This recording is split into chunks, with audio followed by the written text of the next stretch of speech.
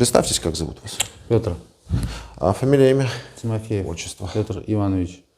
Тимофеев? Тимофеев. Петр Иванович. Дата рождения ваша? 05.02.86. И откуда вы? Новгородская область. Новгород. Вы контрактник? Доброволец. Эм, Краткосрочный контракт. Краткосрочный контракт? Мгм. Когда подписали? 3 сентября. 3 сентября. Долго провоевали? Нет. Дня 4. Дня 4. Мгм. Это далеко не рекорд. Был такой, который час успел. Расскажите, что вас привлекло? Почему вы вызвались добровольцем? Ну, изначально, ну, то, что говорила, в принципе, и говорится, что и показывалось, то есть, ну, вы так, как я понимаю, журналисты, вы это все в курсе и все видели. Конечно. Начиная с 2014 года, что как сейчас, да, многое поменялось, то есть то, что я увидел своими глазами, то есть, ну, соответственно, и там, и здесь идет пропаганда, то есть в сторону, каждый в свою сторону. Ну, да, много увидел я что-то с другой стороны, многое осталось прежним. Ну, факт остается фактом, идет война. Да. Нужно или не нужно?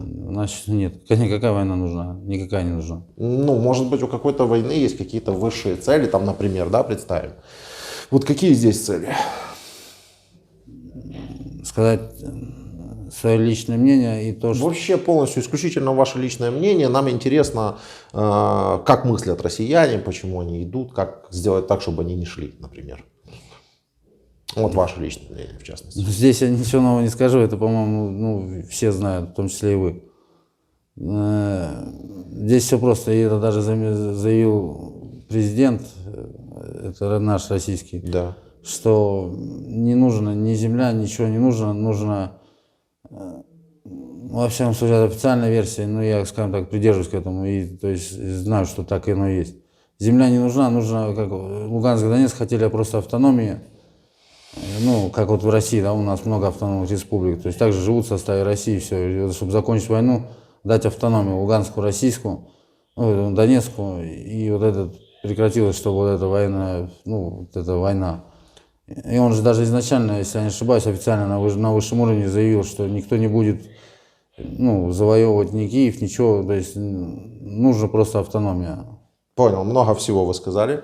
Много всего вы сказали. Ну, интересно. я сказал в общем. Да. Вот если в общем разбить по пунктам. Если есть желание, чтобы Луганск, Донецк получил автономию, да? Зачем тогда собирать там какой-то совет и оглашать о признании независимости как бы вот этих республик? Ведь это же было 24 числа все сделано. 24-го, да. Ну, совет, я не знаю, я не политик, скорее это официальная какая-то, ну, не можно, не просто же так, это взял, сказал, вот автономно и все получил. То есть это надо на бумагах, это надо закрепить, это надо провести, не знаю, референдум, выборы, там, голосование, что-то, ну, то есть это должно быть на официальном уровне, не просто там сказали, никто бы не послушал, потому что есть столица, в столице есть глава, в данном случае, вот, допустим, господин Зеленский. И я понимаю, что целостность это страны, это целостность страны. Просто я, может, недалек в этом образовании, что я не вижу особой разницы, потому что у нас в России много автономии. И мы живем прекрасно, как бы. Почему? А почему бы вам и дальше не жить прекрасно? Согласен. Ну, а зачем вам вообще Украина в таком случае? Я не думаю, что нам нужна Украина. Ну, так а почему вы так интересуетесь судьбой там Донецка, Луганска? Что, ну, вот вам прям вот во что бы то ни стало, нужно, чтобы они стали автономными. Они оставались областями, как они были раньше.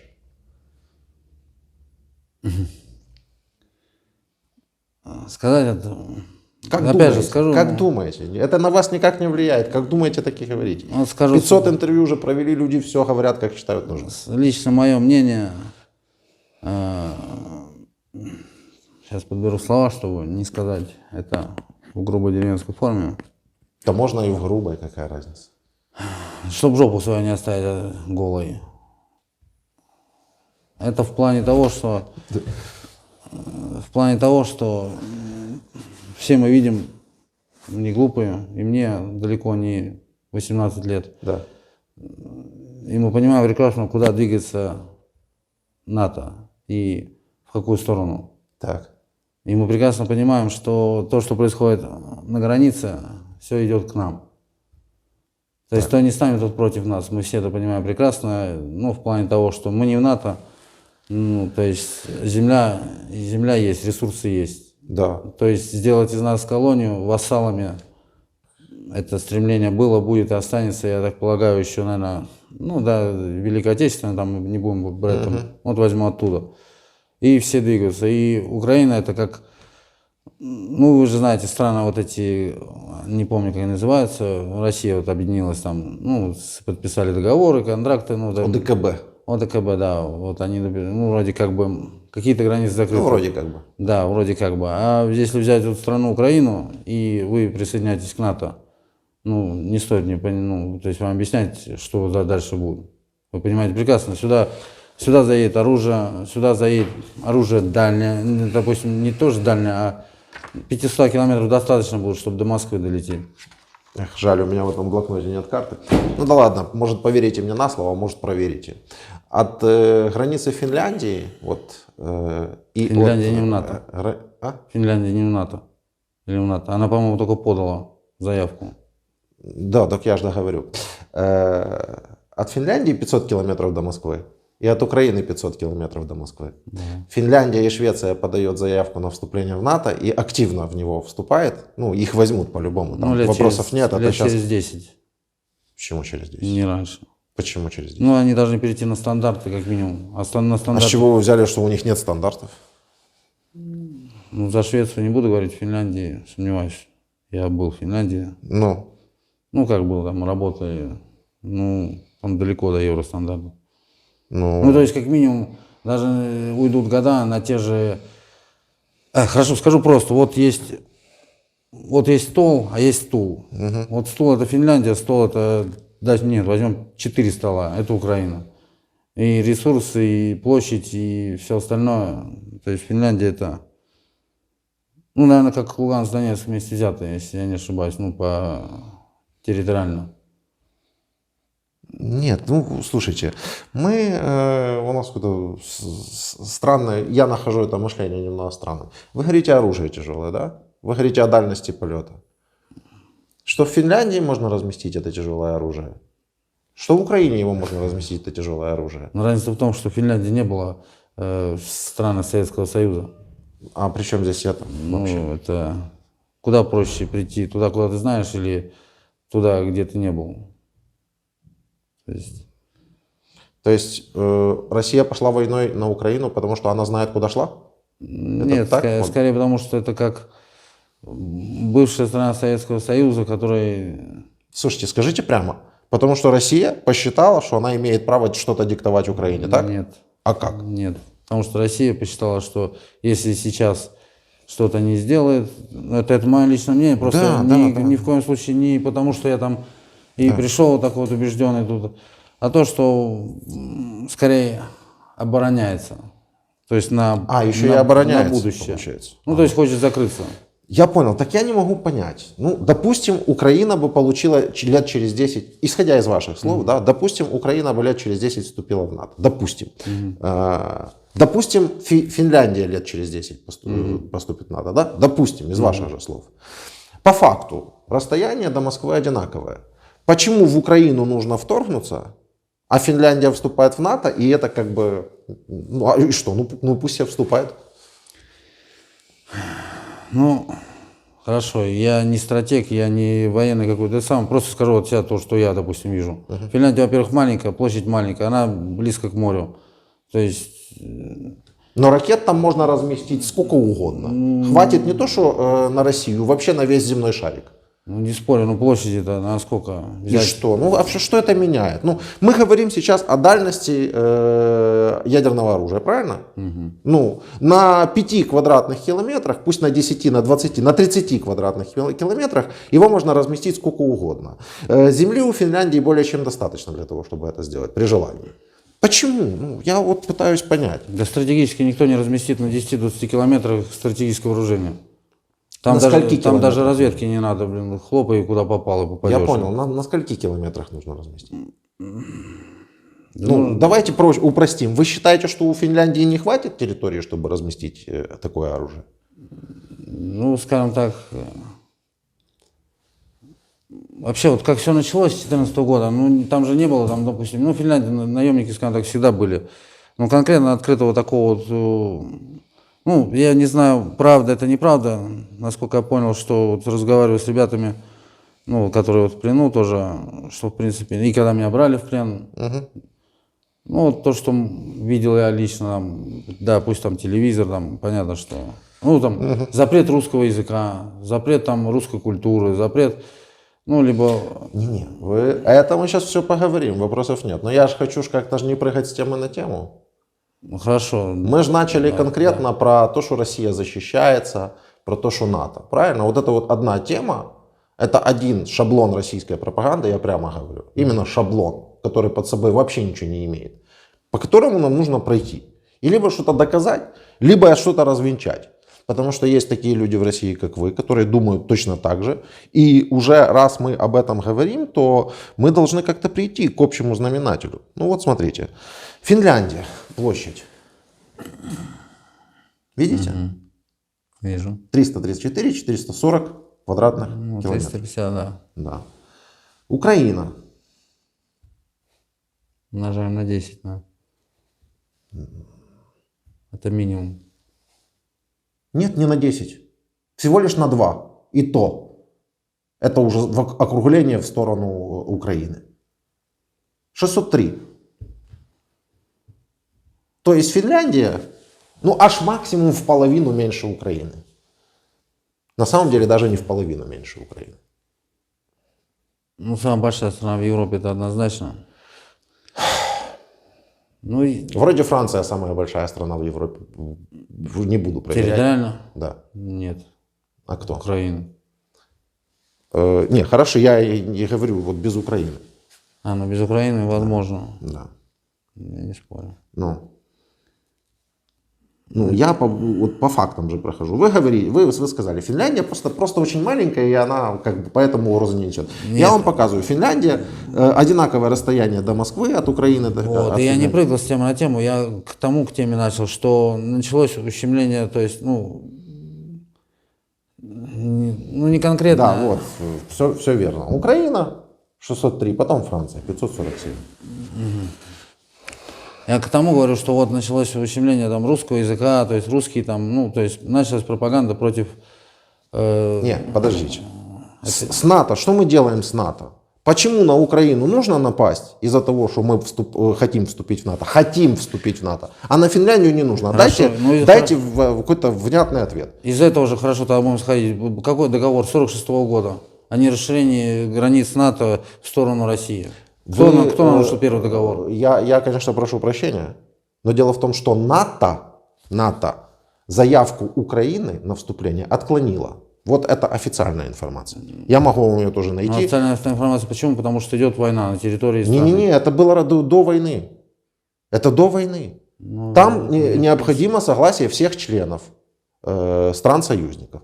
Как минимум Франция и Германия все эти годы откровенно высказывалась и прямо говорила, что нет, Украину мы брать не будем в НАТО. Это открытая информация из любого источника. Это я слышал. Прям никто конкретно, но слышал, что да. Ну, да. Ну. Что, ну почему отклонили? Здесь я Нет, не почему отклонили. Отклонили. Вы говорите о том, что НАТО нарушило какой-то договор. Понимаете? НАТО нарушило какой-то договор. Вы сейчас пытаетесь этим апеллировать. А я вам говорю, что вы напали на Украину, которую в НАТО даже брать не собирались. То есть вы берете как бы совсем две разных темы из двух разных областей и пытаетесь обосновать вторжение России в Украину за счет того, что НАТО нарушило какие-то границы. Я не готов говорить о том, НАТО нарушило какие-то границы или не нарушило. Но исходя из вашей логики, вам нужно было бы напасть на НАТО, на Штаты, например. Вы сейчас говорите тоже конкретную тему, я скажу хорошо, тоже скажу образно, но на ту же суть. Если вы видите, что у вас шов, ну, скажем так, начал трещать, что вы отдадите в ремонт или будете ходить, пока не разорвется куртка? Естественно, вы сделаете сразу. Ну, если я так полагаю, что это заблаговременное, то есть, ну, чтобы не допустить дальнейшего... Я понял, я пытаюсь понять, на чем оно основывается. Вот вы говорите заблаговременно. Вот НАТО, вот Финляндия начинает вступление в НАТО. У Финляндии намного больше шансов. Потому что никто не против вступления Финляндии в НАТО. Никто не говорит однозначно, что нет, не берем. Все говорят, да, берем. Начинается бюрократическая процедура принятия. Уже. Русско-финская война, слышали, да? Да. Сколько она продлилась? Сколько она продлилась? По-моему, я тоже врать не буду, просто слышал. Я просто не знаю, зачем вы мне задаете эти вопросы. Вы все время пытаетесь уйти в какую-то историю, которая не имеет отношения прямого к тому, что сейчас происходит. К убийству людей, к 200 погибших Я людей. не говорю, что война здесь, что мы вторглись сюда, это хорошо. Нет, ни в коем случае я такого не говорил и не буду говорить, потому что это неправильно в принципе. Так нет, есть шаблоны, поймите, есть шаблоны. Я вам прямо говорю, есть шаблоны российские. Вот вы сказали, есть пропаганда с той и с другой стороны. Я говорю, хорошо, окей, да. Ну вот есть шаблоны российской пропаганды, да, конкретно. Надо было напасть, потому что мы защищаемся. Контраргумент. Почему не напали на Финляндию? Ответа нет. Значит, я делаю вывод логичный, обоснованный, как бы вот из того, что мы сейчас с вами поговорили, что повод вторжения из-за того, что Украина якобы когда-нибудь вступит в НАТО, это всего лишь предлог. Повод к войне. Он надуманный, он нереальный, он ни на чем не обоснованный.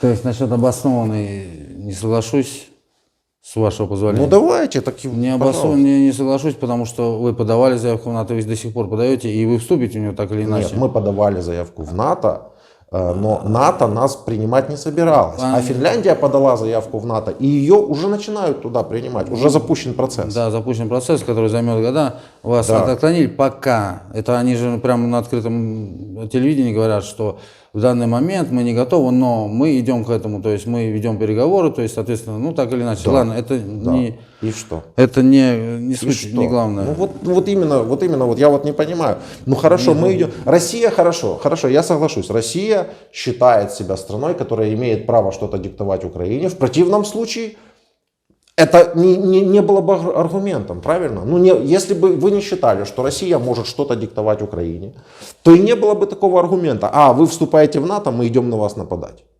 Потому что, вступайте и вступайте, как Финляндия. Я не слышал, чтобы Россия что-то диктовала. А исходя из того, что вообще происходило, и когда вот... Я прошу прощения, конечно, но Путин прямо заявил, мы объявляем спецоперацию по демилитаризации Украины, то есть по разоружению. То есть это прямой посыл. Мы идем вас разоружать.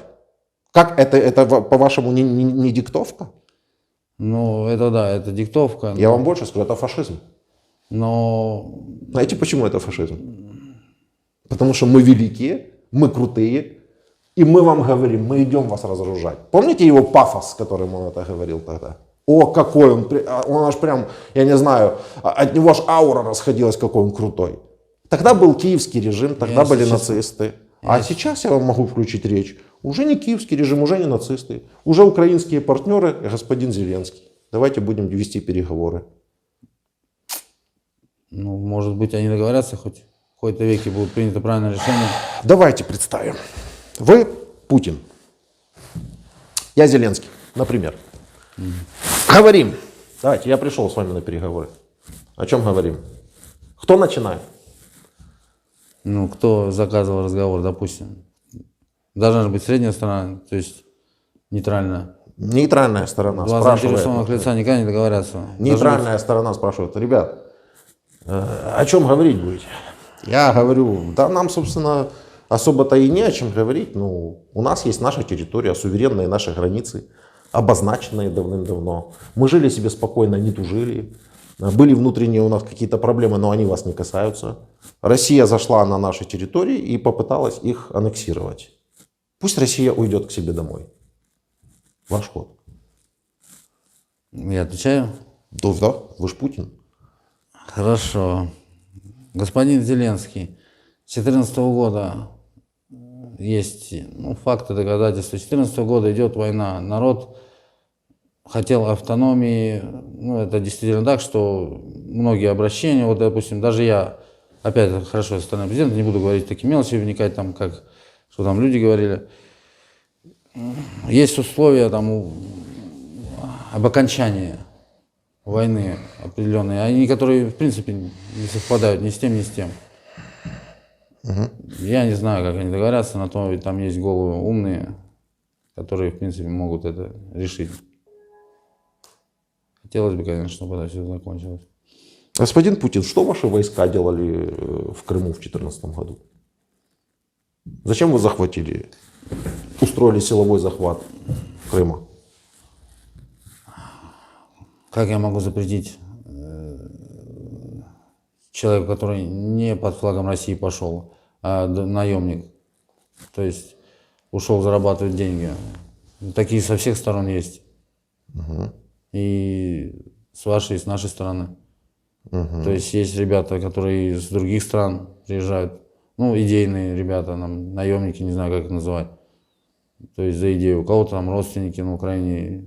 И то, что происходит... Господин Путин, вами учреждена медаль за взятие Крыма. Если вы говорите о каких-то наемниках, почему она официально вручается российским войскам? Это я первый раз вообще вижу и слышу, что такая медаль существует. Представляете, она существует. Не знаю. То есть ваши аргументы о каких-то наемниках, семьях и прочем рассыпались сейчас в пух и прах. Вы официально признали аннексию Крыма. И официально вручаете медальки за это. Скажу опять же с общих источников, потому что конкретно я не историк и не могу сказать. Как с общих источников, Крым был всегда на российской территории, и Черноморский флот там основали, и то, что там... Да, и были соответствующие договоренности. Я еще раз спрашиваю, зачем вы зашли аннексировать нашу территорию? Договоренности это насколько же, опять же, из открытых источников, что наши войска там располагаются, и то есть их никто не трогает. Но когда заговорили о том, что забрать Черноморский флот вместе с оплотом, это самое, тогда, я так полагаю, это произошло. А кто заговорил? На официальном уровне были какие-то заявления? Если не ошибаюсь, то да. То есть вы ошибаетесь, не было. Кто-то генерал какой-то или что-то сказал, что Черноморский флот будет принадлежать состав Украины, то есть будет. И, в общем, начали разрывать договор. Если не ошибаюсь, это было 13-й год или 14-й год. Можно даже посмотреть, если у вас есть интернет. Конечно, есть. Когда, как даже правильно сформулировать, кто из украинских генералов или как это там захотел расторгнуть договор, или в каком году. Да, сейчас посмотрим. Что такое должно быть, потому что где-то это слышал. Да, я просто много чего слышал, и открываю сейчас вам статью, где все об этом написано. И, в общем-то, я не вижу на официальном уровне никаких переговоров.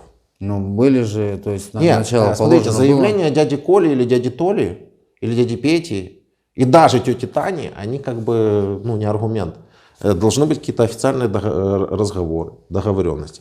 Потом должно быть проведено, как цивилизованные люди должны сесть и поговорить, выслушать аргументы сторон, как вот мы сейчас с вами. Да? А то, что дядя Петя, Колин брат, где-то сказал, и из-за этого Россия может вторгаться, забирать Крым, полностью аннексировать, такого нигде в международном праве не зафиксировано. Извините. Не зафиксировано, но так как он находился на территории Украины, могли бы же так сделать? То есть без проблем. Он на территории Украины разрываешь договор в одностороннем порядке, и все. Нет, нельзя было так сделать. Потому что если бы так было бы сделано, то тогда действительно был бы повод к войне. Тогда бы мы его дали. официально. Но опять же, на официальном уровне это есть в интернете, когда это даже люди, какой-то генерал российский отказался отдавать Черноморский флот и вывел корабли. Может быть, это было не в этих, может быть, это было позднее, когда Советский Союз развалился. Может, это было на острове Тузла, например? Нет, когда или Змеином? когда Советский Союз разваливался. Ну, видите, я считаю, что надо прекращать переговоры, потому что они несодержательные. То есть у нас одно основание. Отдайте нам наши территории, в принципе, и все. Ну, то есть вот эти вот все разговоры, они как бы, давайте их оставим там для... Если говорим языком оружия, то мы готовы говорить языком оружия. Мы хотя бы своим людям говорим, какая наша цель. А цель наша забрать наши территории. Вот почему вы, господин Путин, до сих пор не объявили четкую цель спецоперации вашей? Где финал? Четкую цель вроде только что вы сказали. Демилитаризация? Какая у него цель? Ну хорошо, не сработало дальше. Зачем дальше воюем? Ну не сработало все. И не сработает. Будет работать с точностью да наоборот. Денацификацию трогать не хочу. Если хотите, можете потрогать. Потому что я не понимаю вообще, о чем речь. В войне вообще, в какой войне есть смысл? Нету ни в какой войне смысла. Нет. Дипломатия. Как же нет смысла? У нас есть смысл. Мы хотим забрать свои территории. Это наш смысл, это наша цель, это наша мотивация. Почему президент России до сих пор не объяснил россиянам, за что конкретно они воюют?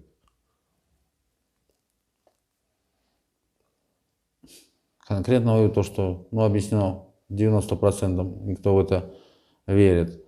В то, что, что происходит беспредел, там, ущемление, гонение. Беспредел, ущемление, гонение, общие слова. На Хорошо, территории... общие слова, скажу пример. Я работаю, вот делали, в Москве, эти там, съезды кольцевые там. Где? В Москве, Так. в самой. И у нас в бригаде где-то 30 человек. Из 30 12 человек отсюда. Так. То есть, и тоже так же ведем разговор. У нас нет такого, чтобы, вот как и здесь, допустим, сказали, да, выйди, там тебя первый же и шлепнет, потому что ты русский. У нас нет такого. Приехал любой. Я больше чем уверен, что даже вы приедете, там, вас пустят, пропустят, идите, никто не будет следить, никто ничего. То есть у нас это с этим нормально. Вот у меня 12 человек работает, мы с ним общаемся. На столом я говорю, там, что, как происходит, говорю, кто, говорю, как к этому относится? Конкретно задаю вопрос человеку. Говорю, кто как к этому относится? Он говорит, слушай, 50 на 50. Я говорю, 50 это как понять? То есть, вот дословно говорю, 50% это как понять, говорю. Да. Ну вот смотри, говорит, я тебе, он мне объясняет. Стоит поселок там, пошел обстрел. То есть идет со стороны, допустим, с вашей стороны, идет обстрел. То есть бам-бам, дома порушены, там погибшие, там то все, они ненавидят. Идет такой же обстрел с нашей стороны, опять страдают мирные, опять там, допустим, дома там рушатся, там все плохо, они ненавидят вас. То есть здесь нет общего знаменателя, то есть чтобы вот конкретно, у людей есть, кто-то 80% хочет, чтобы вообще не было войны, 10% кто хочет, думает, что лучше будет России, там 10% патриоты там конкретно, здесь как уже человеку отнесешь, объяснишь, как преподнесешь. Я честно, я слушаю вас, вообще не понимаю, что вы говорите. Вы говорите какие-то мнения каких-то людей, да? Еще и работающих в России. Да. И что дальше? Это дает право России вторгаться на территорию Украины? Мы сейчас не про это говорим. Я говорю то, что в России нету конкретной ненависти. Там, вот, да, я, например, говорю об одном и том же. Причина этой войны, следствие этой войны, цели этой войны. Вот, в принципе, 3 вещи. В данном случае о причине. Мы поговорили про НАТО, да? Вроде уже как поговорили, так поговорили уже. Пусть уже на рассуждение зрителей остается. Дальше вы заговорили о какой-то ненависти, о притеснениях, и так далее и тому подобное. Знаете ли вы, известно ли вам, что в 2014 году российские войска зашли не только в Крым, но и в Донецкую и Луганскую область Украины? Еще до проведения там так называемых референдумов. Известно ли вам этот факт? Я слышал, но факт это подтвержденно. Желаете ли вы посмотреть документальные видео захода российских войск на территорию Украины в 2014 году? Я смотрел эти видео. Я территориально не ознакомлен, я не могу сказать, где они находятся, конкретно войска. Войска передвижения войск были, учения на границе, это я знаю, смотрел. Да, Нет, что? не на границе. Конкретно заходят, например, в город Донецк, где конкретно их даже встречают люди, которые даже рады их приходу. Но это часть людей, это не все. Ну, такого я не видел. Я видел, что идут колонны и показывают, что вот они зашли на... Это еще пока не было там перекрыто, закрыто. Угу. Сейчас у нас закрыты все каналы там, так что... Смотрите, пока вот просто...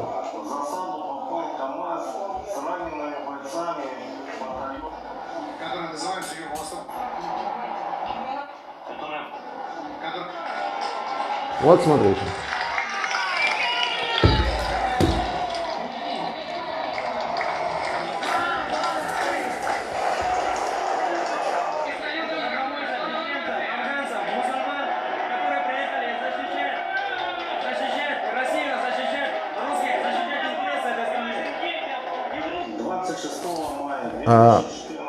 Видите, эта нарезка, она длится 55 минут.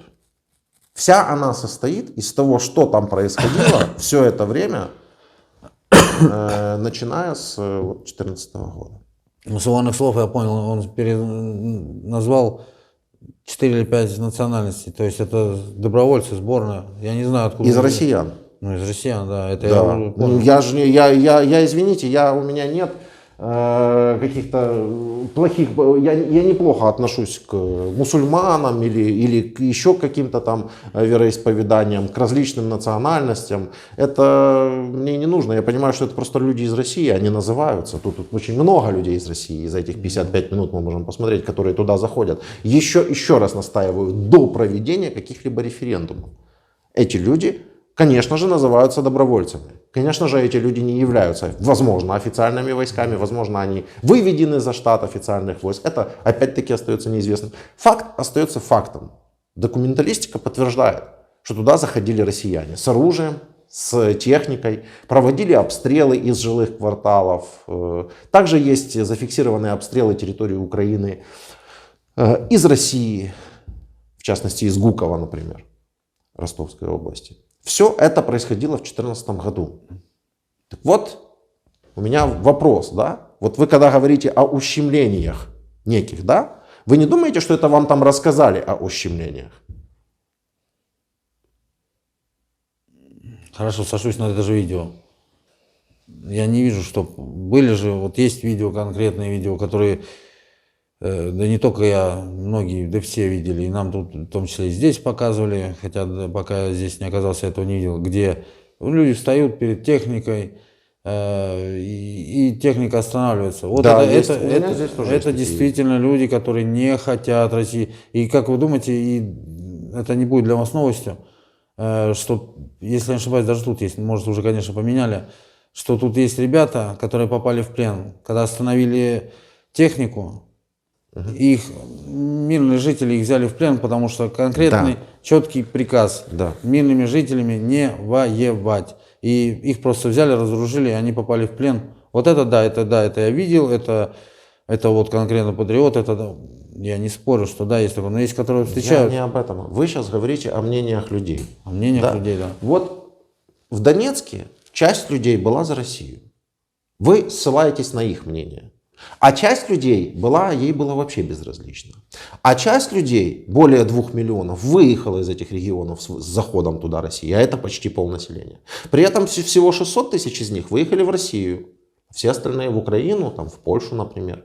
Понимаете? То есть вы почему-то пытаетесь ссылаться на мнение людей, обосновывая это тем самым вторжение России в Украину еще в 2014 году. Да я не пытаюсь. Вас очень интересует мнение людей, у меня к вам встречный вопрос. Вот в России есть остров Итуруп, который под Японией. Может быть, вы там референдум проведете? Я даже не знаю, что за остров. Но... Хорошо, в России очень много регионов. Почему бы России не взять и не провести референдум в каждом регионе? Может быть, Татарстан хочет жить отдельно. Потому что мне люди из Татарстана рассказывают, что они живут все хуже и хуже. Потому что у них был свой глава, и у них этого главу сняли, поставили им главу из Москвы, который устраивает свои порядки. А у Татарстана разве не автономия? Нет. Вы их спросите не про автономию, вы проведите референдум. Такой, как вот проводили на Донбассе. Показать вам, какие вопросы там были? Вопросы были. Вы за то, чтобы Донбасс остался в Украине? Или за то, чтобы он получил независимость? Два вопроса там было. Вы же этого не знаете. Вас это не интересует. Ну вот проведите по всей территории России такие референдумы. Раз вы такие справедливые, раз вы так за мнение людей сильно беспокоитесь и печетесь, проведите для начала у себя на территории все эти референдумы, а потом уже идите в Украину у людей тут спрашивать. Потому что Украина, еще раз говорю, до 2014 года жила спокойно и очень мирно и прекрасно. Потом случился Майдан, который вы все там очень сильно ненавидите. Но я настаиваю на том, что Майдан произошел у нас в стране. И мы бы как-то бы без вас бы эти вопросы бы решили. Уж поверьте. Ну, здесь я согласен. Это внутренний конфликт. Да, внутренняя. Но когда у нас не было четкой вертикали власти, братский народ в виде России, братский народ, как называть, вонзил нож в спину. Они пришли и забрали Крым. Когда толком некому было даже принимать решения по его защите.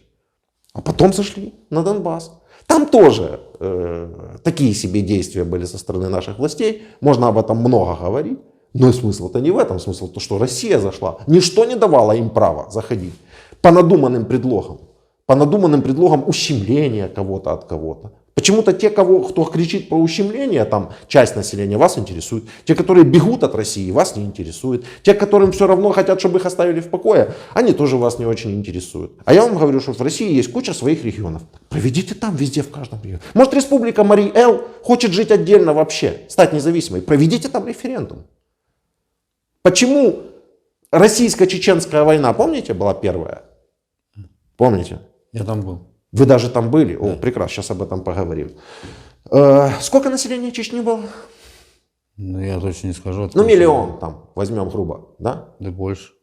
Ну, дело в том, что на сегодняшний момент население Чечни, оно что, уменьшилось? Да, я думаю, вряд ли увеличилось. Ну, население Чечни. Не самой Чечня, а Чеченская республика, Чечня, все вот это. Ну, так это и есть Чеченская республика. Вот, пожалуйста. 1 миллион 300 тысяч 394. Я говорю, больше миллиона. Ну, больше миллиона, хорошо. Российского контингента достаточно было задействовано в российско-чеченской войне? Контингента военных? Да, не поваров же. Достаточно, я полагаю, что. Я просто вопроса не понял, суть вопроса. Контингент. Суть вопроса? Да. Ну, если Чечня воевала с Россией за свою независимость, значит, они, наверное, хотели быть независимыми? Ага, вот в таком плане. Ну, я так полагаю, что они то, что хотели, они то и получили. Они получили автономию, к ним. Призабавно. Давайте так, вот Чеченская война, это самое. Давайте я так, скажу так. давайте так. Вы помните, как Грозный утюжили? Как вообще все началось? Генерал просто отделился и сказал, будет независимая республика. Чего взяли, что генерал сказал? Если бы генерал сказал, если бы один генерал хотел, такая бы лютая война бы не происходила. И первую российско-чеченскую войну Чечня выиграла, как вы знаете. Это же не один генерал победил весь российский военный контингент, правда? То есть небольшая Чечня, возьмем даже 1 миллион 300 человек, отбила целую российскую армию. Значит, наверное, Чечня хотела самоопределиться, хотела независимости. Что ж вы думаете про притеснение жителей в Украине, а про чеченцев нет? Тогда было официально объявлено о конце войны. Ну, правильно. И Чечня, да. И чем это закончилось? Договорами. Чечня что? Автономная республика стала. Сама по себе. Ну, когда, как и многие страны. Ну. Потом началась потом была вторая война. Зачем? Чеченская. Российско-чеченская. Ну, просто чеченская. Там не одни чеченцы воевали. Там Россия воевала против Чечни.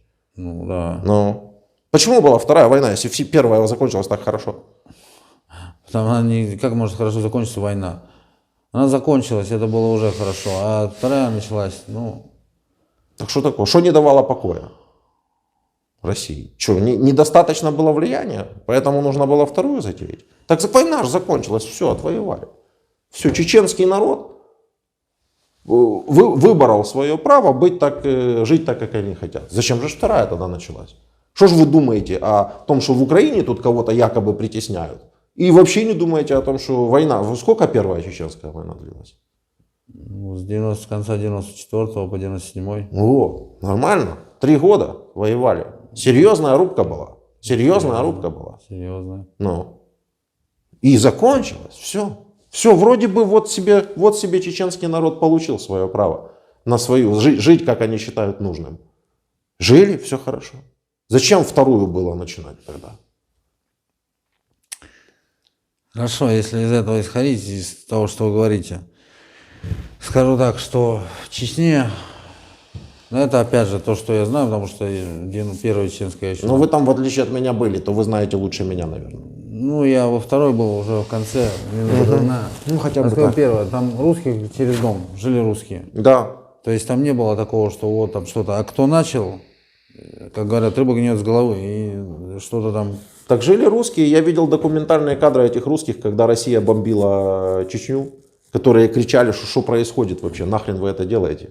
Мы здесь жили спокойно в мире с чеченцами, чеченцы, русские, кто угодно здесь жил. Армяне там жили тоже. Все нормально жили.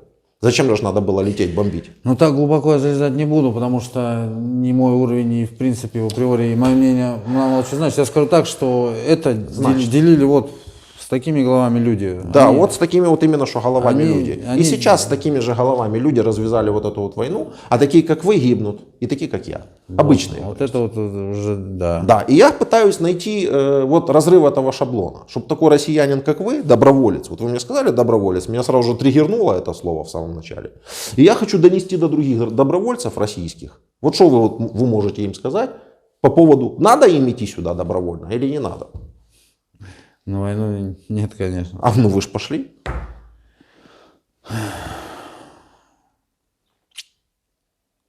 Скажем так, минимум, да, половина из того, что донесено до нас, это ложь, ну, скрытая информация, это как минимум. Минимум половина. А если хорошо разобраться, то вам доносят Я абсолютно говорю, правдивую я говорю в информацию. узком кругу, который вот я вот именно Я вам говорю, конкретно я. вам доносят абсолютно правдивую информацию, но с точностью да наоборот. Вот, то есть все то, что вам говорят, ее надо просто перевернуть абсолютно на 180 градусов. Вот это, И тогда все. вот это то же самое я сказал на первом допросе, когда мне начали говорить, что и как происходит. Так вот, с точностью да наоборот, говорят вот здесь вот. Ну так. Нам также показывают могильники в 2015 году, по-моему, если не ошибаюсь, где не стояло наших, и в принципе не было ни наших, но ни Луганск, Донецк. Я даже не знаю, как называют Луганск, Донецк, Украина, не Украина, не знаю. Или как они там. У нас называют Украиной, а у вас уже признали якобы Россией. Нет, ну вот эта Но песня, это то, что у вас. песня Ордло, это что такое? Как-то мне говорили, переводится. Какая песня Ордло? Ну, Ордло? Цей сон-то песня, и там Ордло. Ордло это оккупированные районы Луганской и Донецкой областей. Вот, Я не знаю. ну как-то переводится. А мне кто-то переводил автономный, ну не знаю, не суть, я не вникал в это.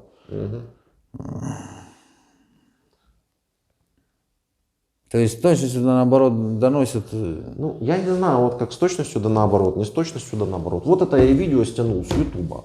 Вот оно, это видео 2014 года. Не, это стоп, это не это. Сейчас дальше следующее. Здесь просто они постреляли в разные стороны, непонятно куда они стреляли. Вот доказательства обстрела градами из России, украинской территории 16 июля. Это 2014 год, 8 лет назад. Вот смотрите. Что это стреляет? Град, наверное, да? Откуда стреляет? Вот тут четко человек сейчас покажет. Вот город Гуково, да? Сейчас он покажет геолокацию четко, приблизит, изменит наклон, да, чтобы все было понятно. Откуда стреляли? Видите, вот это вот, обратите внимание на это. Видите? Вот он изменяет. Показывает ландшафт. Вот этот ландшафт.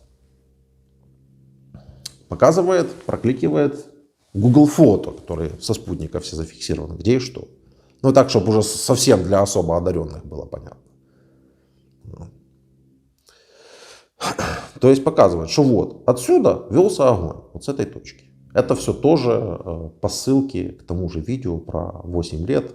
Ссылка закреплена ко всем нашим роликам. Стреляют в Червонопартизанск. Червонопартизанск еще не был оккупирован на тот момент. Там жили, ну, там продолжали спокойно жить украинцы. Вот это украинские паблики за то время. В районе Червонопартизанской провалия боевики обстреляли силы АТО из Града. Откуда? Из Гукова Ростовской области обстреляли. Еще один источник. Червонопартизанцы расстреливают из Града. Откуда? Еще пока непонятно, но просто пишут об этом. По факту, что вот прилетело в 16:00. И вот интересный момент. 15 жителей погибло. Видите эти тела этих несчастных людей, которые погибли? Так кто обстрелял Червонопартизанский и убил жителей Луганской области в аккурат перед референдумом, который проводился там? А там... А кому это выгодно было в аккурат перед А я вам референдумом? рассказываю, кому это выгодно. А там рассказали, что злые укры обстреливают бедных жителей Донбасса. Вот им делать нефиг, они просто берут и обстреливают. Понимаете? Вот так до вас доносится информация. А что? Нацисты. Нет, а что ж тогда люди не видели, с какой стороны идет огонь? Люди не видели. Люди находились под колпаком информации, которая доносилась исключительно из России. И как только Россия заходит на любую территорию, как в Херсоне, поотключали все коммуникации телевизионные, абсолютно все, вывезли на Уралах в центр города вот такие телевизоры, может вы даже знаете об этом лучше меня. И с этих телевизоров транслировали российскую пропаганду. Что там уже будут люди знать? Нет, откуда огонь ведется? А как они могут знать? Это человек постфактум нашел вот это вот видео, которое было опубликовано в интернете. Постфактум провел свою аналитику, показал, сделал срез. Что там люди уже могут? Вы посмотрите на этих людей, что они уже могут знать. Их обстреливают, лупят. Ну, постфактум также скажу, что вот здесь же я пока опять смотрел видео здесь, когда... Скажешь, Леха, в Чите, ебать, вот это, в Норильске, вот видели, где я живу? Конечно, не увидишь. А это в Донецке, 2021 год, проводят концерт. В Донецке. Это тоже взято из видео. Вот. Вам такое и не снилось. Донецк гудит. Сам донечанин снимает это видео. Все, концерт проводится, смотрите. Концерт, люди идут, муравейник, вон людей идет, смотрите, с праздником. Все, салюты запускают в 2021 году в Донецке. Так что же это бляха-муха, посмотрите на эти дороги, это еще от Украины остались. Прекрасные дороги, прекрасный город Донецк. Вот он какой был, что не успели загадить, то и осталось. Вот человек записывает из Донецка. День города и день шахтера. Сейчас я нахожусь на проспекте. Смотрите. Вот там брусчатка, площадь Ленина. Ну и дорога идет в сторону бульвара Шевченко. Вот это вот бомбили 8 лет? Серьезно? Концерты, салюты, это людей бомбят? Это похоже? Что-то, знаете, дает сбой. А теперь идем и смотрим на Харьков. Районы целые. Места живого не осталось, от целых районов. Дома нет, в который не прилетели. Показать вам? Я там на дроне мы летали, все это снимали. Еще это по прошествии 5 месяцев, вот не сейчас. Это по прошествии 5 месяцев уже его почти сравняли с землей. Так что это за, так я тогда прошу уже прощения, а зачем пиздеть, а? Это центр Донецка? Да, это центр Донецка. И что дальше? Давайте центр Мариуполя посмотрим. Нет, здесь есть ребята, которые... уже ушел. Да, ушел. Поменяли, Я сейчас вам вы говорите центр. Здесь есть Поменяли, ребята. нет, что бомбят окраины в основном. Конечно, бомбят окраины, потому что российская техника куда зашла, где стоит, откуда стреляет, туда по координатам и летит. Наверное, в центре Донецка российская техника не стояла. Ребят, война началась, вы ее развязали, вы туда зашли своей техникой и начали обстреливать Украину. Вы что вы думали, она смотреть будет, Украина? Скажет, все, забирайте, государство не обеднеет. Так тогда уже просто проще всю страну отдать, да и все. Зачем ограничиваться Луганском, Донецком? Но не получится так сладко, понимаете?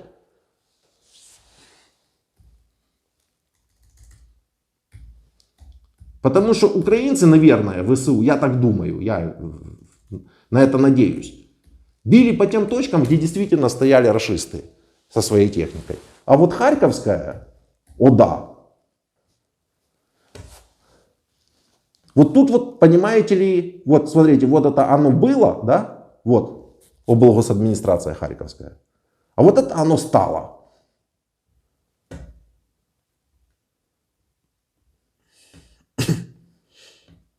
А вот это вот оно стало. Я там был.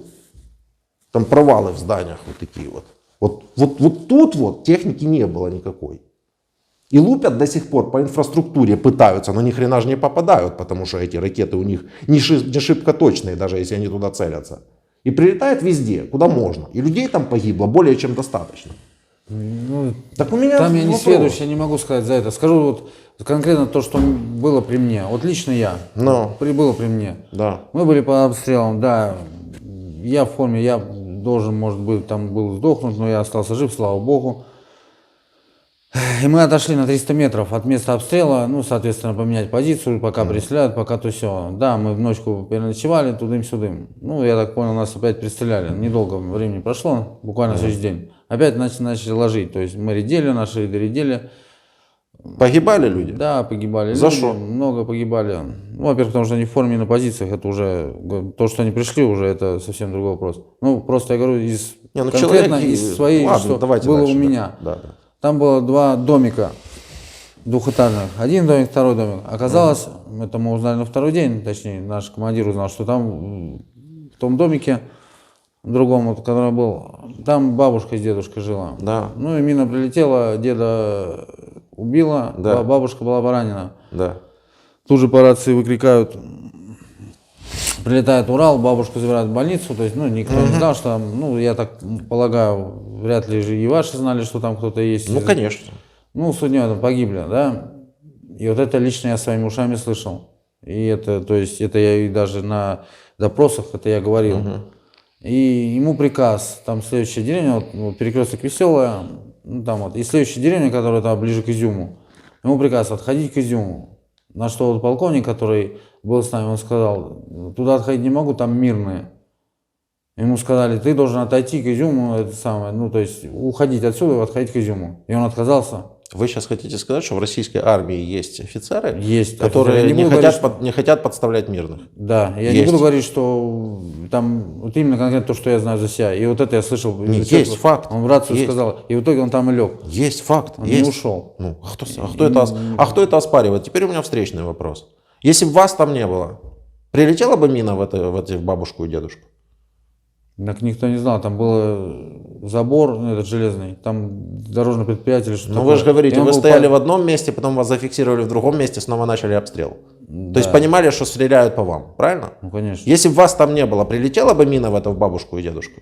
Ну, я полагаю, конечно, нет. Но я знаю просто, что... И то же самое с 2014 года, дорогой мой человек, понимаете? Я вас пытаюсь привести все время к причине происходящего. То же самое с 2014 года. Если бы российские военные не зашли на территорию Украины, не вторглись, то люди бы не страдали бы. Мы бы свои вопросы все тут у себя внутри порешали бы и дальше бы жили. Вот и все. Понимаете? А все остальное, там хорошие офицеры, плохие офицеры, там, смелые, трусы, гении, тупицы. Это все люди, это все человеческий фактор. Они везде во всем мире есть разные. Не об этом речь. Ну, как и речь о том, что не мы можем принимать какие-то решения и что-то, как-то что-то повлиять на... Но это вы так думаете. Что вы не можете влиять на свою собственную жизнь.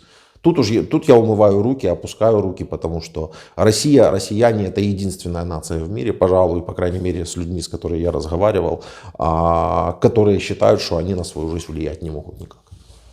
То есть куда пошлют, туда пойдем. Правда, здесь я не буду никак это контраргументировать, потому что с кем бы я ни разговаривал, для любого человека из любой нормальной страны, цивилизованной, не цивилизованной, не знаю, это дикость. Это мышление, это дикость просто. И тут нет контраргумента. Просто люди, которые прямо говорят, мы на свою жизнь влиять не можем. Все. Хотя вы доброволец. Ладно, если бы вы были бы еще там штатный офицер или там солдат, которого там послали, и он мне сидит и тут толдычит про приказ. Там один разговор. А вы добровольно вызвались, и вы говорите, я не могу влиять. Это как? Влиять на события происходящие, на свою жизнь, естественно, я сам принимаю Так решения. с вами же погибли люди. Погибли. Ну, так они как? Они могли повлиять на то, чтобы не погибнуть? Среди них были добровольцы? Можем предположить, что были, допустим. Они могли повлиять на то, чтобы не погибнуть? Могли. Но они пошли и погибли. Практически все, кроме командования. Ну, представляете? Ну, вы сейчас должны просто сопоставить эти вещи для себя, не для меня.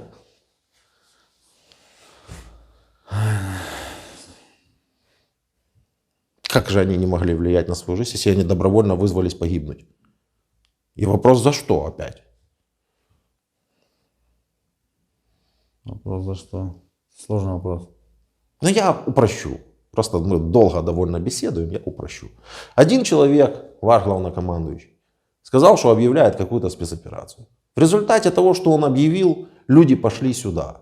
Под действием пропаганды, потому что, естественно, одними приказами или одними заявлениями это не ограничивается. Это должно сопровождаться в лучших традициях Геббельса криками с телевизора о том, что это все нужно делать, о том, что идите и погибните.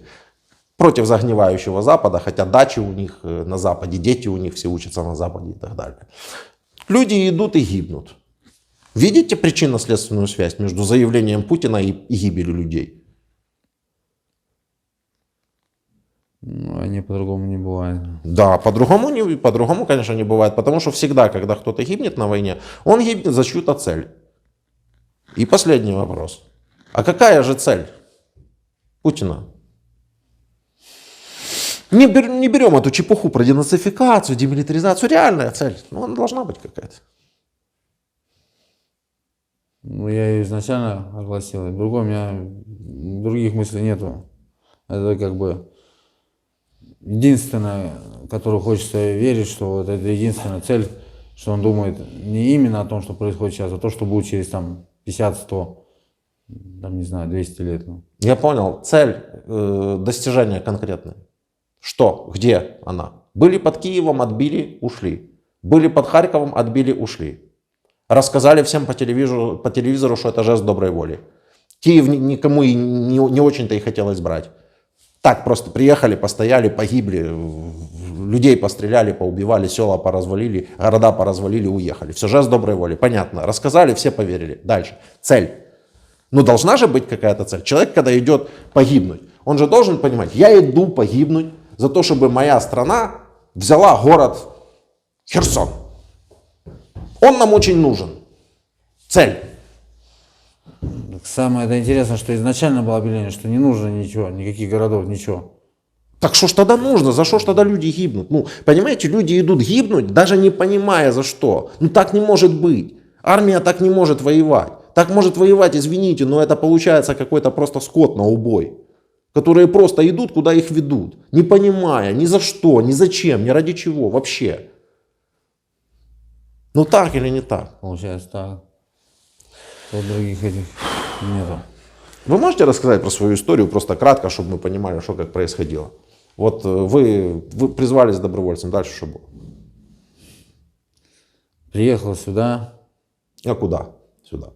А я не знаю, ну в Изюм. Угу. Я так понял, что Изюм. в Изюм, да. Это я уже потом узнал, потому что я не знал. Ну, буквально выстроили нас, построили.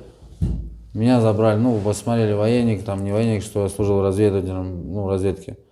Ну, и мне сказал, так, ты. А в каком вы звании, я забыл спросить? И рядовой. А, рядовой. Да.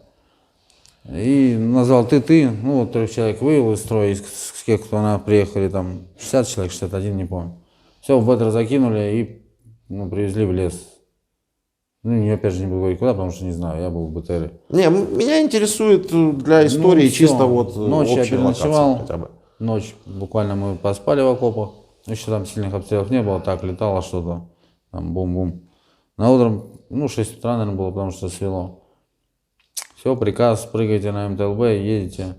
Куда едете, нам, ну, естественно, никто не говорит, куда едем. Я говорю, вещи брать, не брать, что делать-то? Я еще даже не распаковался, ничего. Все с собой берите, там приедете, потом распакуйтесь. Ну, все, покидали в МТЛБ. Поехали. Ехали часа 4-5. Приехали, мост. Ну, вот уже, я так понял, в Изюм мы заехали. Тоже после я понял, что это Изюм.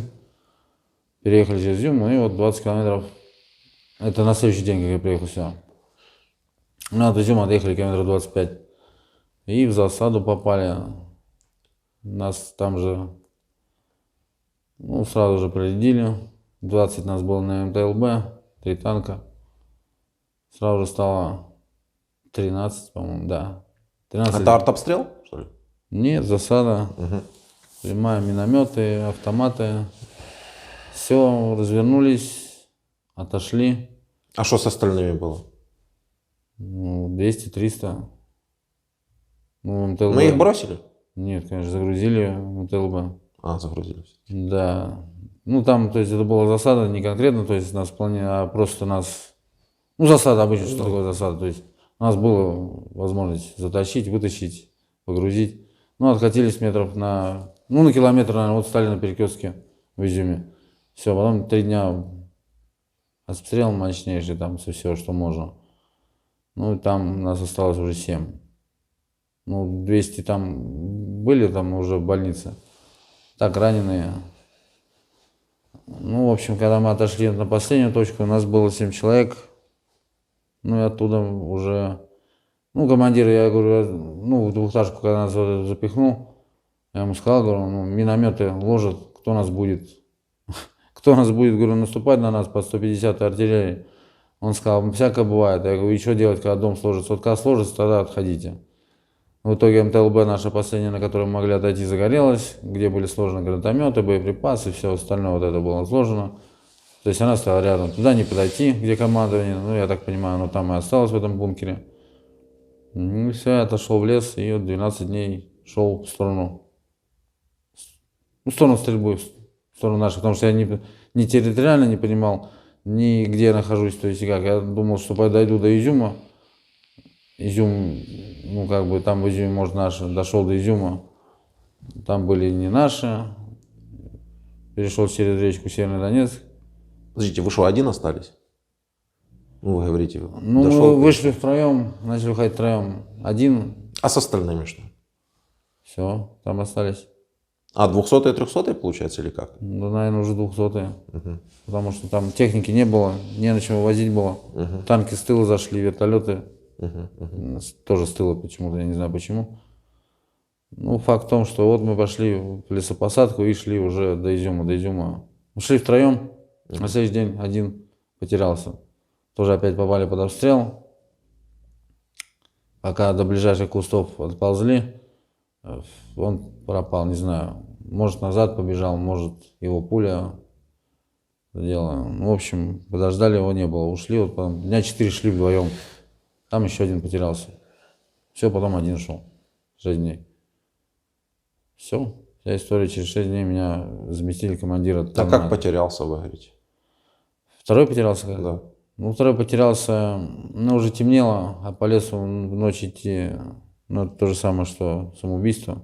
Мины, лепестки. Он пошел на мины?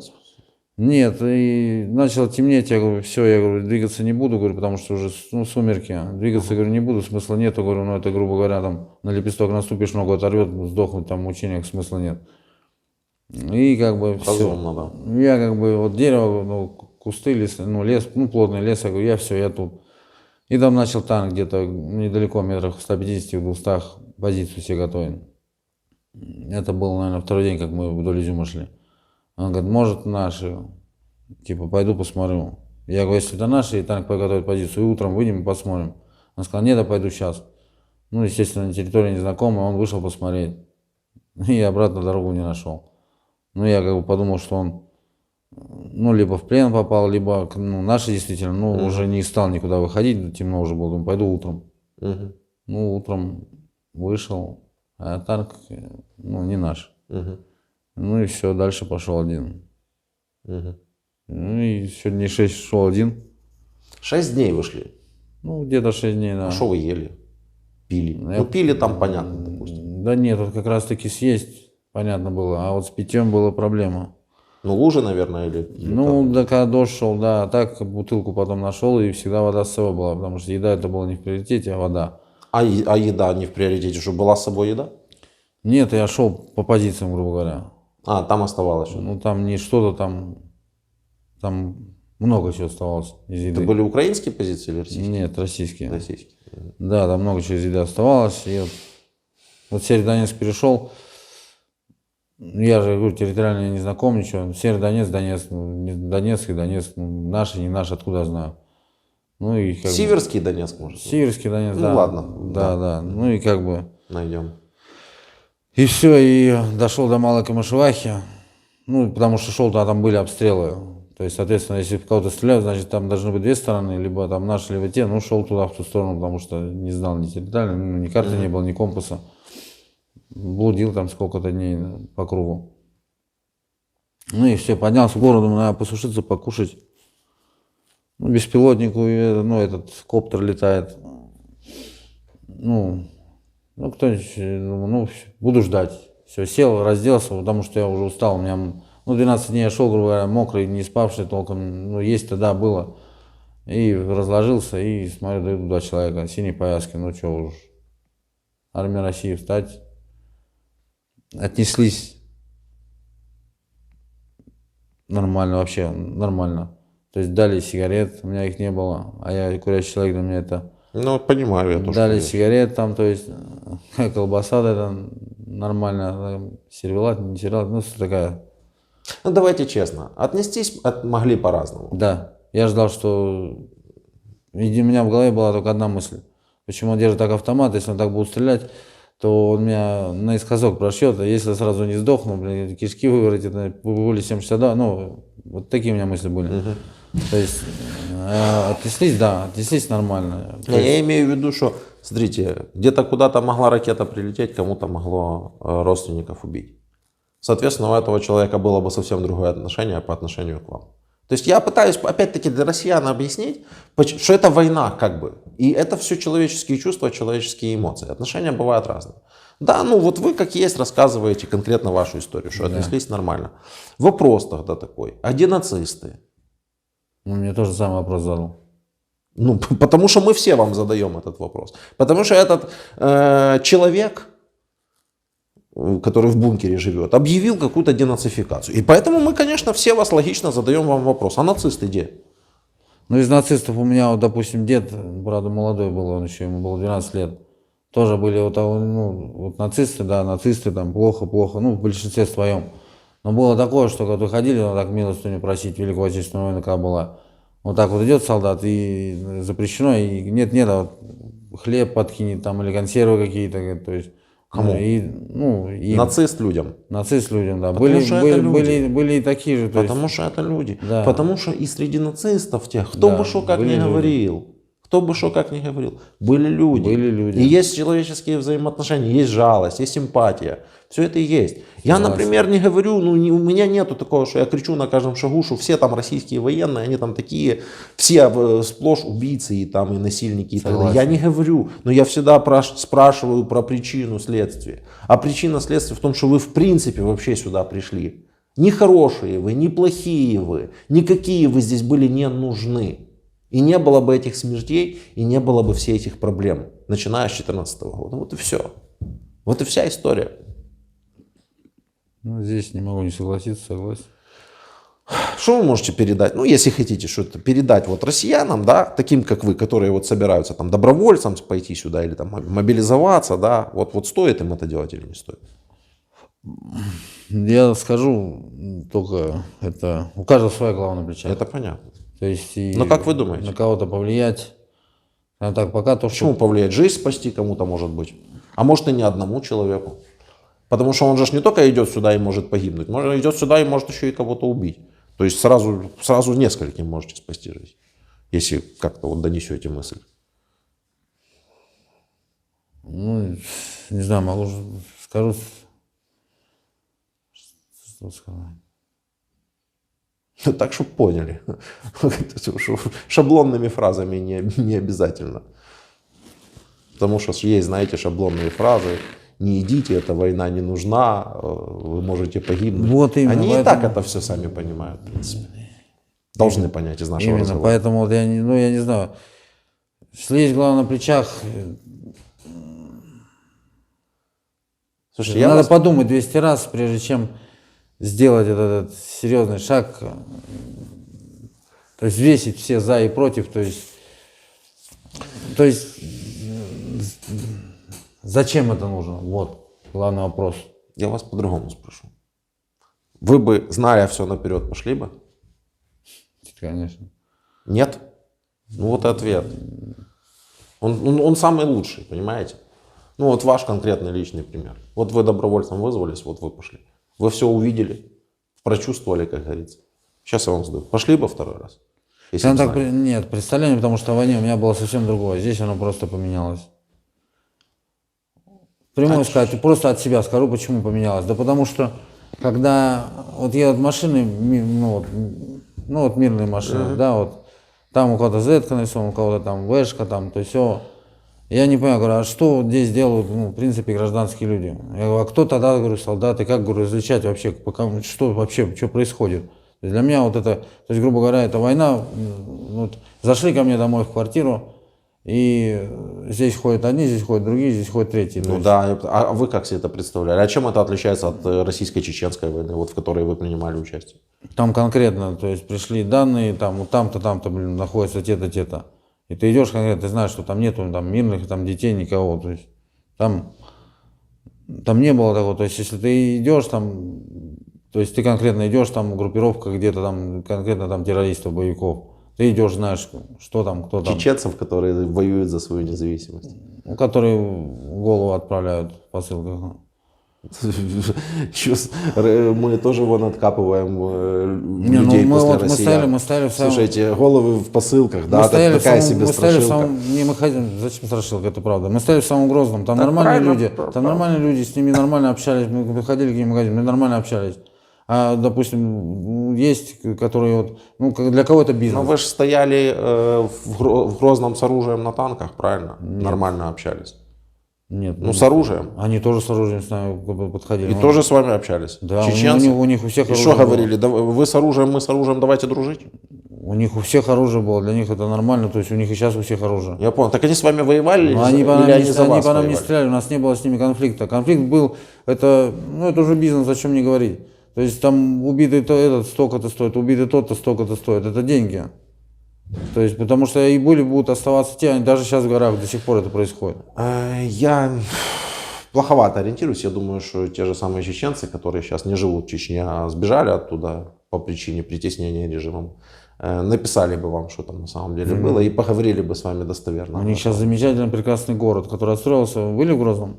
А я был. Да нет, город может быть прекрасный. Вопрос в том, что не все воюют исключительно за материальные блага, и не все живут одним своим желудком.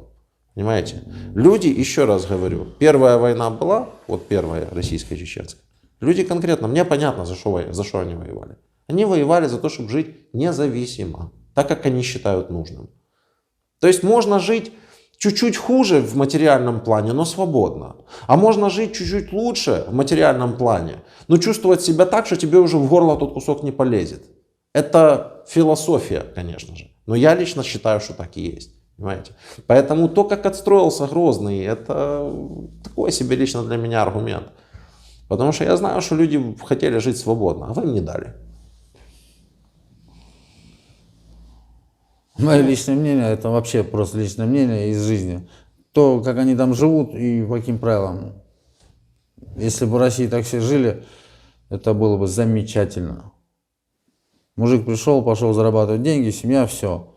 А то, что происходит в данный момент в свободной, так сказать, там, России, Европе, там, это... Не знаю, если я бы не сравнивал то, что происходит в свободной Европе и России. Ну, я имею в виду там... Потому что Россия не очень-то и свободная. Показать вам, как у вас людей там задерживают ни за что? Да, я видел прекрасно, как в Европе так не задерживают людей ни за что. Так что, ну хорошо, вы можете... Свободная. Что за свобода такая? Можете, не знаю, есть у вас в свободном доступе, где там в Германии, вот сирийские, не сирийские беженцы, где они просто там берут там женщину, насилуют при всех, стоят милицейские, это есть видео. Нет, так это плохо, кто говорит, что это хорошо? Только просто... вы сказали свободной Европе, свободной России, Россия вообще не свободна. Мне никто не запрещает России там заняться тем-то, заняться этим-то, заняться тем-то там. В смысле пахать? Ну, работать, зарабатывать деньги. Конечно, никто не... А кто же вам запретит? Экономика же должна от чего-то, от кого-то работать. Я имею в виду, что вот сейчас люди выходят, например, они говорят, с плакатом «нет фашизму». На плакате «нет фашизму» написано. Его взяли, задержали. Это что, свободная страна? Здесь согласен, здесь это... Ну, Так, а в Европе, вот, например, ну, а там свои есть проблемы. Ну, то есть, может, не будем говорить сейчас о проблемах Германии, да? Да. Кто мы такие, чтобы говорить о проблемах Германии? Потому что я, например, когда еду по немецкому автобану, у меня слезы на глаза наворачиваются. Потому что, ну, я понимаю, что это очень классная дорога. И у нас тоже такие дороги делались, строились. Мы тоже к этому стремимся. И стремимся жить и в социальном плане, и в экономическом плане, и в плане свобод, так, как мы считаем нужным. Россия считает, что нам кто-то что-то диктует, но нам на это наплевать, потому что мы, украинцы, мы знаем, как мы хотим жить сами без россиян. И вы там можете верить в заокеанского хозяина, в НАТО, вообще в рептилоидов, что хотите. Только отстаньте. Отстаньте, потому что будете гибнуть, и мы будем гибнуть. Это никому не нужно, ни нам, ни вам. Мы просто разные, и все. Мы хотим по-разному жить. И те шаблоны, о которых я сегодня с вами говорил, да, их очень много. О них можно говорить бесконечно. Да. И все равно, пока два лидера не договорятся, будет... Да как ты можешь договориться с лидером, который, судя по всему, страдает каким-то серьезным психическим расстройством? Как? Ну, кто его просил это делать 24 февраля? Кто? И зачем?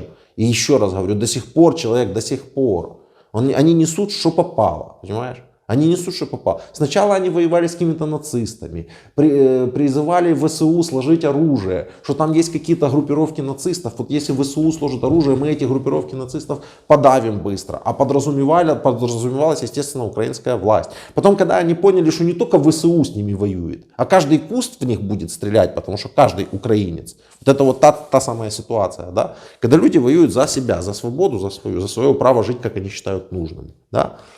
Воюет с ними. Когда они это поняли, и когда они поняли, что они просто не вывозят это, да, что их план провалился, потому что они думали очень быстро сделать захват, тогда пришлось придумывать десатанизацию какую-то, они пытались придумать. Десатанизация. Это уже было после демилитаризации и денацификации. Пытались представить, что тут какие-то сатанисты у нас, там еще что-то такое в этом духе. Хотя этих культов, их в любой стране мира, в том числе в России их, наверное, точно больше, чем в Украине. Не получилось, не пролезло. Еще что-то они там придумывали. В результате они сошлись на том, что они воюют с НАТО. Все, мы воюем с НАТО, потому что так проще. Так проще оправдаться. Ну вот потеряли, например, там Изюм, да, за который погибли ваши сотоварищи. Потеряли Изюм, потеряли. Чего потеряли? Потому что, ну, НАТО же, понимаете, не так обидно. Ну, натовцев много вы увидели. Да не видел я. А потому что их здесь нет. Добровольцы есть. Ну да, наемников хватает. Нет, добровольцы и наемники это разные вещи. Понимаете разницу? Ну, естественно, понимаю. Как, в чем она заключается? Вот доброволец и наемник. Вот ты доброволец или наемник? Доброволец. Почему? Ну, потому что... Потому что вы подписали контракт. Да. А вагнеровец доброволец или наемник? Наемник. Почему? Финансово. Нет. У него нет статуса. И доброволец и наемник может получать деньги за то, что воюет. Ну, естественно. Но у добровольца есть статус, а у наемника нет. Вот в чем разница. Очень просто на самом деле. У любого зарубежного военного или медика, который приезжает сюда к нам в Украину, у него есть официальный статус. Он воюет, служит в ВСУ. Официально. Он приехал сюда. А наемник, то есть без статуса будет неофициально? А наемник, да, человек без статуса это наемник. Ну, он в любом случае должен заключить какой-то договор. С кем?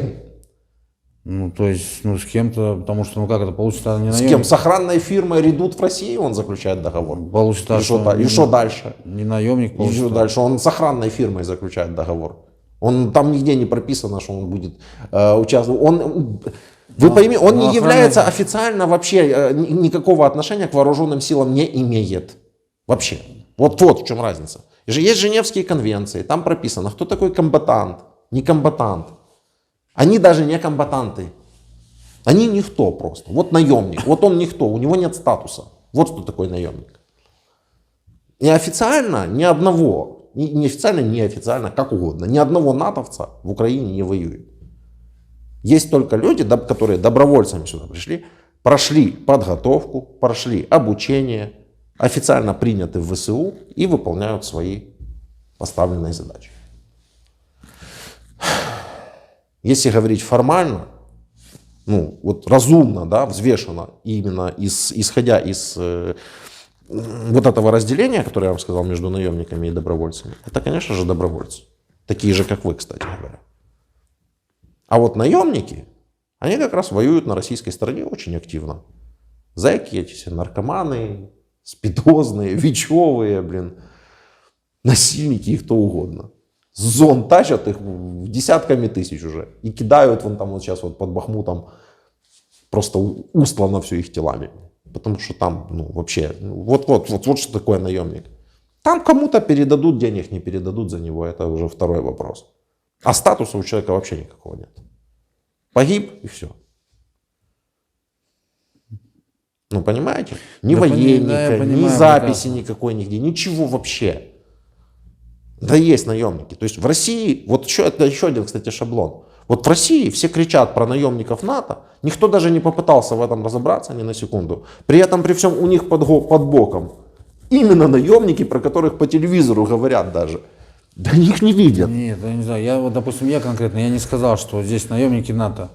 Я сказал, что Нет, есть это из ясно. других стран, допустим. Вот я сидел, ну, перед тем, как меня на Харьков, да, этапировали.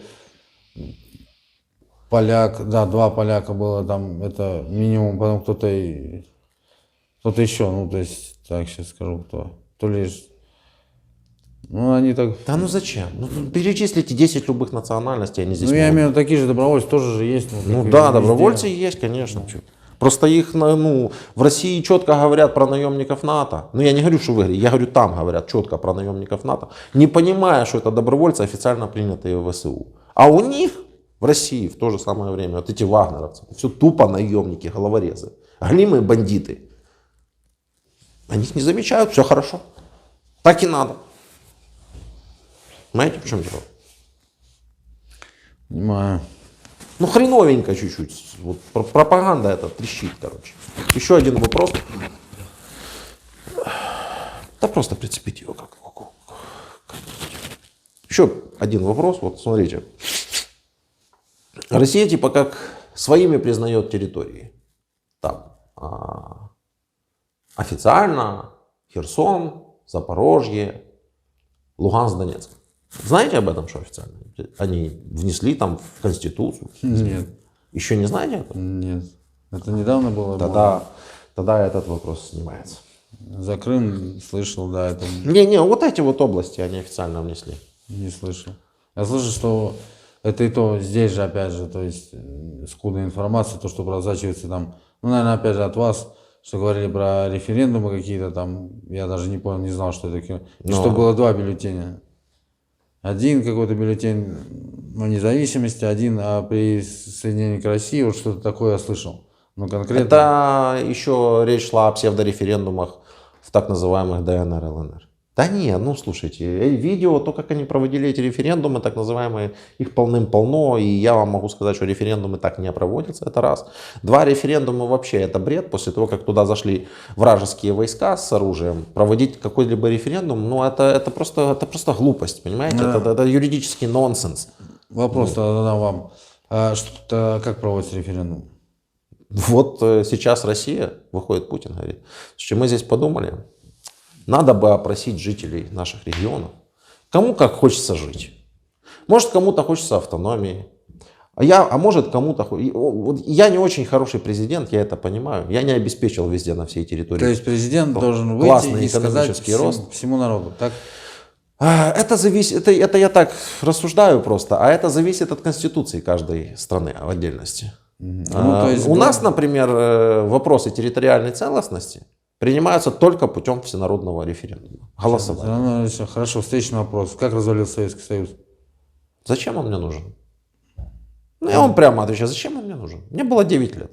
Правильно, потому что там не было никакого референдума. Там главы регионов приняли решение. Вот и всё. Я понял, надо было Горбачева, надо было прийти к Горбачеву, взять его за... Это все пошло еще тогда оттуда. Все. Потом Ельцину надо было задавать этот вопрос.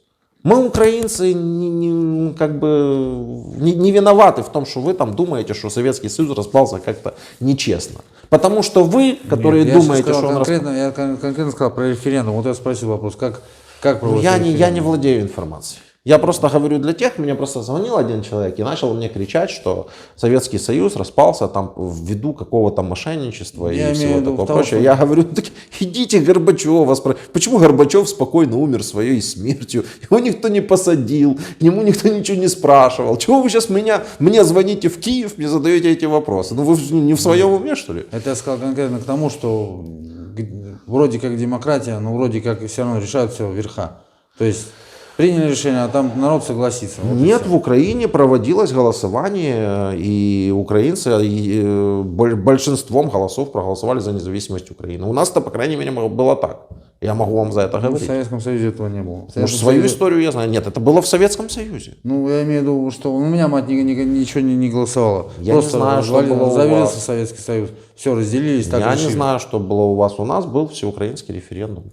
Потому что республика Украина в составе Советского Союза. У нас- Проголосовали, вышли. Все. А там не было. Вот, все. Ну. Это же я же не могу за всех. Зачем мне это изучать? Ну ладно, спасибо. В целом так неплохо поговорили вроде.